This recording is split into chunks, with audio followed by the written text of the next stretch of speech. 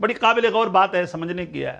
قادیانیوں کو، ان لعین خبیثوں کو جو ہے ایک سوجا اعتراض، کہنے لگے یار دیکھو حضور فرما رہے ہیں کہ میری مسجد جو ہے آخر المساجد ہے، آخری مسجد ہے، مسجدوں میں سے آخری مسجد ہے۔ تو حضور علیہ الصلوۃ والتسلیم کے 1400 سال بعد کتنی مساجد بنی ہوئی ہیں؟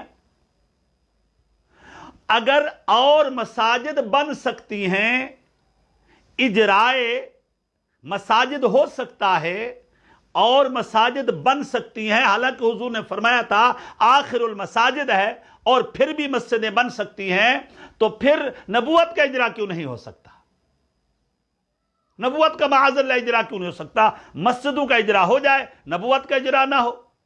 ہم نے کہا جھوٹے ہو، دجالو، کذابو، سنو، حضور علیہ الصلوۃ والتسلیم نے صحیح فرمایا، میں آخری انبیاء ہوں، اس میں تو شک نہیں ہے۔ باقی جو اعتراض آپ اس سے کر رہے ہیں نا، اس سے بھی تمہارا یہ نامراد اور جو ہے دجال اور قسم کا منصوبہ جو ہے وہ بھی پورا ہونے والا نہیں ہے، یہ ناپاک منصوبہ بھی پورا ہونے والا نہیں ہے۔ حضور علیہ الصلوۃ والتسلیم نے فرمایا تھا کہ ان مسجدی آخر المساجد، کہ میری مسجد مساجد میں سے آخری مسجد ہے۔ دوسری روایت میں فرمایا کہ میری مسجد مساجد انبیاء میں سے آخری مسجد ہے۔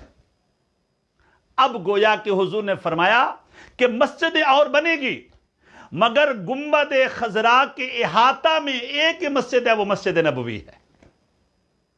مسجد اور بنے گی مگر نبوی مسجد، مسجد نبوی وہ ایک ہی مسجد ہے، وہ آخری مسجد ہے۔ 1400 سال میں مسجد نبوی ایک ہی مسجد ہے۔ جس طرح آخری نبی محبوب کی ذات ہے، اسی طرح مسجد نبوی بھی کیا ہے؟ آخری مسجد ہے، اور وہ گنبد خضرا کے احاطہ میں ہے، باقی کوئی مسجد نہیں ہے۔